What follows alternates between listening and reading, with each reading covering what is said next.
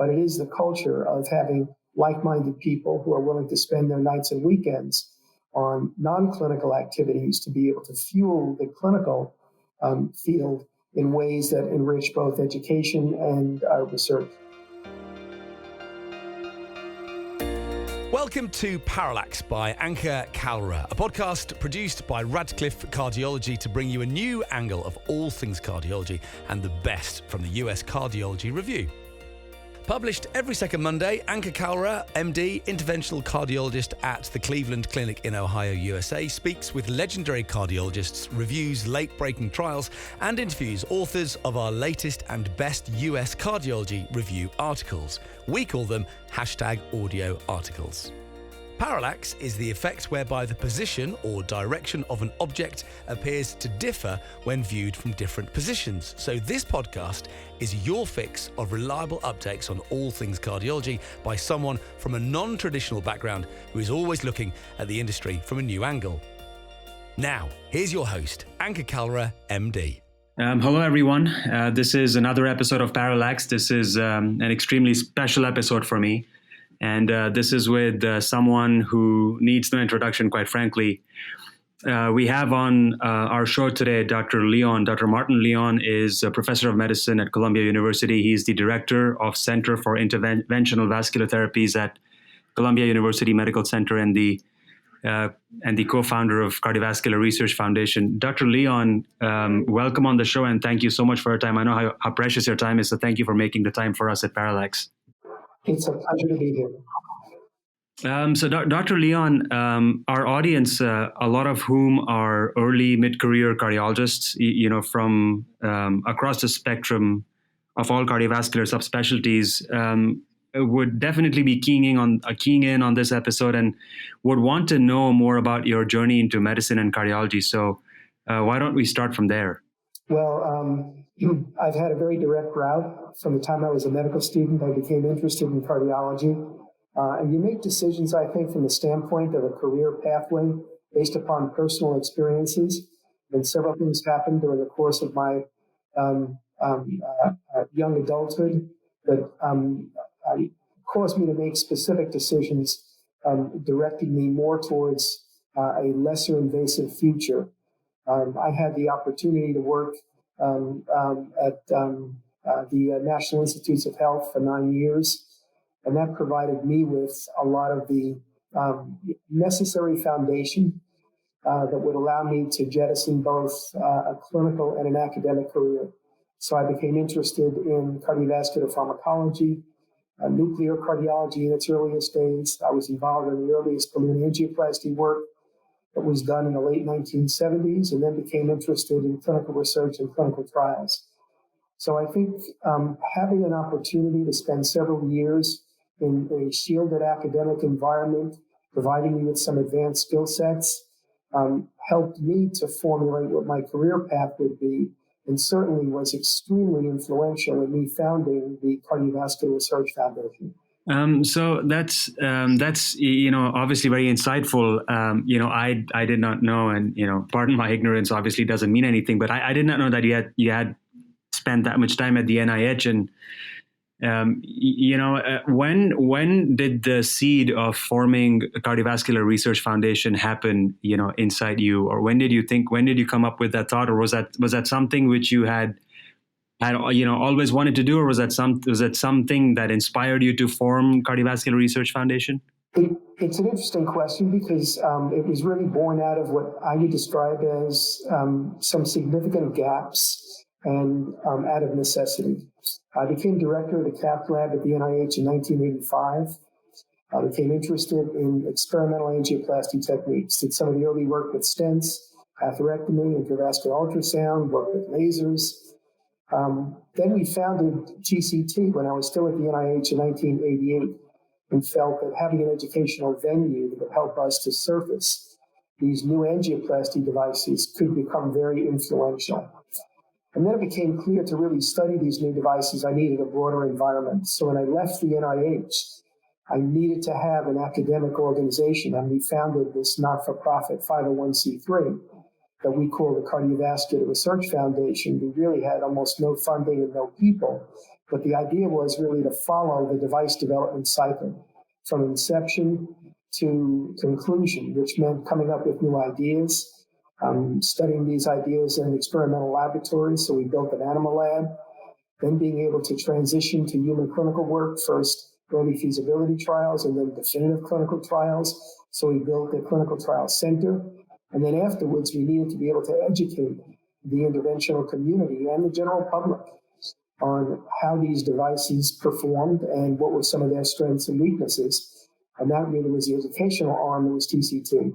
So it was really trying to develop a single organization that would subserve the entire device or therapy development cycle from conception, preclinical, to clinical trials, to education, that became the genesis of the CRF concept. Wow, that's obviously very inspirational. So let me ask you this: when you initially came up with the nonprofit 501c3 Cardiovascular Research Foundation, considering that it was a newer organization, how did you attract money and investors? And was it something which was sort of funded by crowdfunding, or was it something that you had friends and family invest and donate money for you and your colleagues and investigators to sort of come up with device iterations and experiment new technologies? Well, it's another good question. It was more of a mixed funding model. We did have some philanthropy that was extremely helpful. In fact, building the experimental laboratories, the animal lab, required a philanthropic donation. And then any of the funds that we could generate via honoraria or other sources were all poured back into CRF. And we were able to work very closely with many of our industry colleagues who would support either some of the clinical trial work that we developed or the experimental work or some of the educational activities like TCT. So it really was a combination of traditional grant funding, philanthropy, and industry support at many levels for a variety of reasons: education, clinical trials, and preclinical work. So, Dr. Leon, let me ask you this. The reason I ask you this is because, I have a nonprofit on my own, which, wants to do sort of health innovation work in both the developed and the developing world. And, I'm in the early career phase, and, I'm sure you were in a similar phase. You were busy clinically wanting to take care of patients, and because new ideas for where the need is, clinical need is, come from when you take care of patients. So when you were taking care of patients, you were busy setting up, your practice, and obviously TCT as an educational avenue. How did you find time to pitch in the effort and the work and sort of develop a voice and a platform for something which is as magnanimous as the CRF now? Obviously, CRF is a world-class brand in 2021. But, during the initial phases, during its genesis, how did you, I'm sure it was passion that drove. So, you find time for passion, regardless of how busy you are. But, it'll be enlightening for me, educational for me to learn from you as to how to, sort of divide time, leverage time, find opportunities to build a brand like CRF. Well, CRF's been there for 30 years, so it didn't happen overnight. We were very fortunate to be part of the subspecialty that was in a very striking growth trajectory. The halcyon days of interventional cardiology parallel some of the growth phases of CRF and TCT. I agree. I think there's a lot of passion. It's been a labor of love. I really enjoy not simply doing the clinical work, which is what I still derive a great deal of pleasure from, but trying to extend myself in thinking about ways to be able to continue to grow the field. And I've been fortunate to have surrounded myself with some extremely talented people. I think one of the things and one of our abiding concepts is that we rush to excellence. So if we can find people who are at the best of their field at any stage in their career, who are like-minded in terms of an excitement to try to make impactful change, then they have a place and a role at CRF. I shouldn't be taking credit for all the incredible work that's been done by so many people over now 3 decades, but it is the culture of having like-minded people who are willing to spend their nights and weekends on non-clinical activities to be able to fuel the clinical field in ways that enrich both education and research. Yes, so over the last 3 decades, you've built a CRF, and you've sort of modeled a platform, where there's industry collaboration, there's science, and there's incredible clinical investigation, all delivered to the consumers, which happens to be the clinician taking care of patients at the trenches. Did you foresee that CRF would become what it has become now? Is that a fair question to even ask, or? It's an interesting question because, you always have in mind trying to project the future, but I must say there are many people who have more defined long-term plans than I ever did. I never had a 5-year plan or a 3-year plan. The idea in the beginning was that we really were floundering with this whole area of new device angioplasty. I was very disappointed in the performance of balloons as the sole therapy that serviced interventional cardiology. And we wanted to create a platform to see if we could help develop some of these newer methods. Once that began and we were able to successfully see some device development and clinical trials, then it was somewhat self-perpetuating, and we clearly understood that within the traditional societies, there was no niche for interventional cardiology. So we thought to develop what would become a definitive educational experience, and that grew into the very comprehensive phase of TCT, which grew out of being a boutique meeting to a comprehensive meeting. And then we went beyond that and decided that evidence-based medicine was extremely important. We wanted to make it the repository of not just innovation and device development, but where all the clinical data could surface in ways that we could have an open discussion about how the clinical data affects clinical use and clinical practice. So it evolved in steps, and it was a natural evolution born out of success and need. Again, we were fortunate that many aspects of both interventional cardiology and clinical medicine paralleled some of the developmental steps that we saw in CRF.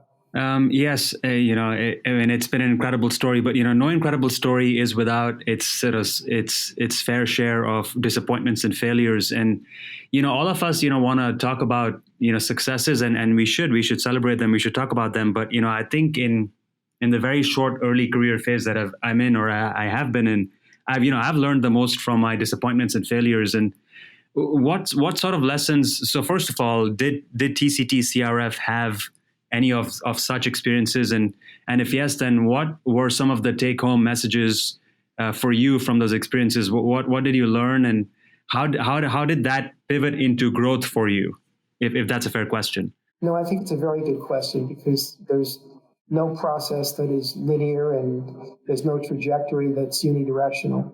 So there's always a stepwise fashion, and there are always disappointments. In the area of device development, there obviously were specific examples of technologies that we became interested in that certainly, for a variety of reasons, were not successful and did not perform in a way that was intended from the standpoint of clinical benefit or from the standpoint of complications. But I would say that some of the lessons I learned was certainly that humility is a very strong educator.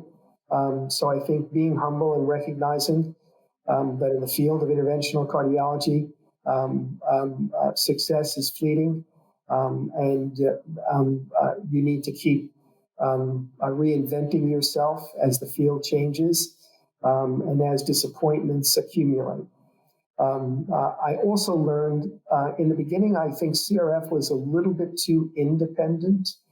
And it's not that we shunned collaborations, but we didn't have direct access to other collaborations with other societies and organizations. And another lesson was that, as you start an organization and you work with people, that friendships, collaborations, and interactions become very important. So we've developed a closeness to many, many other organizations. We work very closely with PCR. We work very closely with the ACC. We're working as closely as we can with SCI. And I think that broadening your collaboration base is extremely important. And the third lesson we learned was fairly early that this is truly a multi-disciplinary global community. And from the very beginning, we embraced having collaborators from around the world and have developed very strong relationships with people in various parts of the world. And those collaborations have served us well, and I think have strengthened the bi-directional collaboration that's important to be able to initiate impactful change and to have educational experiences that are not regional, but in fact are global. Yeah, no, I mean, it's always, like you said, it's always humbling, to learn from failures and disappointments. And, as you said, I mean, success in interventional cardiology is fleeting. You can do an excellent case, and then the next case can just, be a great leveler, even as an operator. So I think it's always good to be humble. It's always good to keep looking for opportunities to learn and to keep expanding your base of knowledge and how through innovation you can impact patients. So Dr. Leon, let me ask you this. I mean you've achieved what anyone can aspire to achieve. In a career in interventional cardiology, as a clinician, as an interventionalist, as an educator, as an academic cardiologist. What is it that still pushes you to, like, what's the drive? What still drives Dr. Martin Leon when he wakes up in the morning? After doing this for almost 4 decades, you might imagine that there's a certain sameness, but I never feel that, and I constantly look for new things to be able to recreate and enhance what I do and to advance my skills and understanding. So I continue to engage in a variety of new activities. I still have the same fire in my gut that I had when I was much, much younger and somewhat less accomplished. I never overstate my abilities. I think that work ethic is one of the most important characteristics to success. And I'm very fortunate in that I've been able to collaborate broadly and have opportunities in many new areas.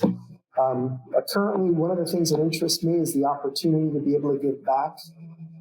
We've learned over the past year with this pandemic that despite it being a surreal and very difficult experience for us at many levels, I think we also understand that there's much that we have to accomplish still and much that we have to contribute to the field. So I'm certainly going to spend a growing amount of my time on more direct philanthropic activities that would help me to feel like I'm contributing to the field in a more fundamental way. I enjoy mentoring young people, and I think the opportunity to be able to extend that role in specific ways is important to me. I believe very strongly in social justice, so the issues relating to workforce diversity and access to healthcare for underserved populations are important themes that I'm getting directly involved in. And I love innovation, so I will continue to work with a variety of keen minds and out-of-the-box thinkers to see how we can continue to drive the field in accelerated pathways. Yeah, I mean, you've brought up mentorship, which you've been. I mean, I've been on the show. I've interviewed Dr. Ajay Kirtane, who's obviously spoken highly of you as a mentor to him, and we obviously know Dr. Kirtane is a world-renowned interventionalist. I mean, his another name that requires an introduction for in the field, obviously. And then you brought up social justice and you brought up inclusion and diversity, which are topics, which I feel very, very passionate about also. And we had the pleasure of having Dr. Mehran on the show, and we actually had an opportunity to discuss her role and Women as One and the and the kinds of activities that she's involved with, giving back to society, and more importantly, increasing the diversity of women, diversity in the field of intervention with inclusion of more women. So, sort of narrowing the gender gap. Let me ask you about mentorship. What is it that you are looking for in a mentee? Because I'm sure you get approached by several hundreds, of persons in the medical profession. Right from medical students to residents to fellows to early career faculty members to mid-career cardiologists. And I've sort of learned that from Dr. Kirtane about you, that you are equally passionate about mentoring a medical student as you are an early career cardiologist or an interventionalist. So I think it'll be interesting and enlightening for us to learn about your role as a mentor. Well, I think you can mentor at many levels. Just having a platform with meetings such as TCT and in other venues gives you an opportunity to communicate with large audiences. So I think hopefully you can set a positive example just by virtue of the quality of the work you do and your commitment to doing things the right way, and to trying to manage your time and your interests in a way that services others. So that's one level of mentoring. I enjoy more direct exposure to people who I think have promise and who I work very closely with on a variety of topics. And in terms of what I'm looking for, it's anybody with new ideas, anybody with a strong work ethic, and anybody who thinks that they can help discover the next, what Eugene Brownwell used to call a big breakthrough. I think personality and work ethic certainly resonate with me, and I've been very fortunate that we have many fellows at CRF and Columbia and around the world who've turned into young faculty and now have turned into prominent individuals. I couldn't be more proud of people like Ajay and Roxana. They've done extraordinary work, but we have legions of people that we have worked with over the decades that have really helped to define the field. And there's nothing more special than that, to be part of the process of helping to train and influence and then embrace as colleagues people who are now leaders in their own right. So I think that I hope that I can continue to do that. It's something that I enjoy, and it certainly makes a difference to me to be able to see one of my colleagues on the podium as opposed to myself. It gives me certainly much more of a sense of pride and joy. So I'm hopeful that I'll be able to continue to do that in the future. That's obviously very, so, thank you for being who you are, in that regard, because, as someone who's young and early in the career, I can tell you from my perspective and, from our perspective as early career that, we look up to someone like you, just to have a mentor like you who can, direct us, guide us, nurture us, sort of, if we're going astray, then pull us back and, put us back on track in the right direction. Because, I think mentorship is extremely important in any phase in one's career. So thank you so much for taking the time and the effort to invest in young careers, Dr. Leon. I'm sure everyone is extremely appreciative of this aspect of you. Any closing remarks for residents, fellows, medical students, early career cardiologists, faculty members, just cardiologists at large? Well, I think you've said it also. We are grounded when we take care of patients. I think clinical care forces you to get back to your roots in terms of medicine. And that certainly impacted me over the past year, having to work through the pandemic surge in the spring in New York City. I was incredibly impressed with the young physicians, fellows, early faculty, who were beyond dedicated and selfless, in their passion for taking care of patients under the most dire circumstances.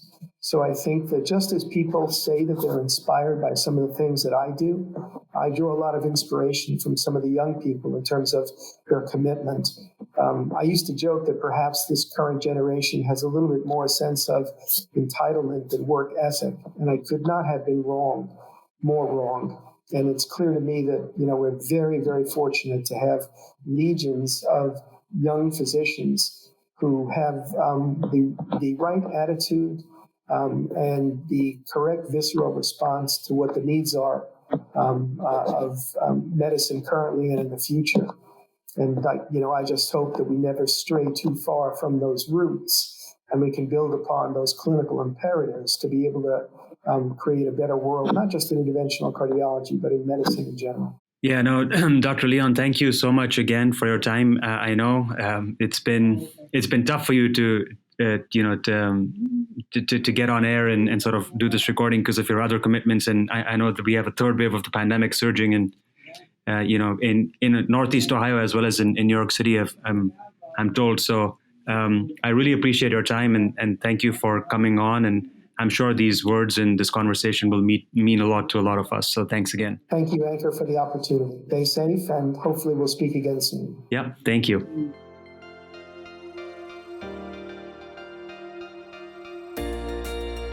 Dear cardiologists, we want to make this podcast about you and for you. So please email us your critical thoughts, comments and questions at podcast@radcliffe-group.com and visit uscjournal.com for more information. You can also follow us on Twitter, LinkedIn, Facebook and Instagram at Radcliffe Cardiology for daily updates.